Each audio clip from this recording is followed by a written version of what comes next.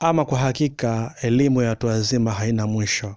Hii imedhihirishwa na afisa elimu ya watu wazima halmashauri ya wilaya ya Kisarawe Bi Esther Senkolo wakati akizungumza na wanafunzi kutoka chuo cha elimu ya watu wazima kwa maana Adult Education Dar es Salaam.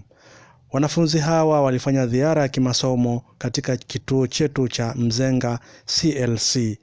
Naye Madam Esther Senkolo aliwasisitiza kwa kusema yafuatayo.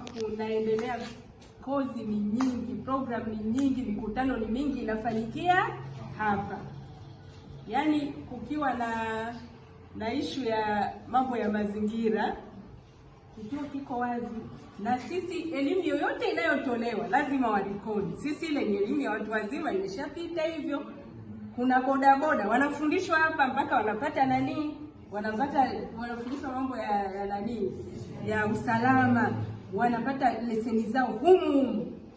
Kuna yani vitu ni vingi, sio kwamba ni lazima tu wale tuliowaandikisha. Yani kiko wazi kwa programu mbalimbali.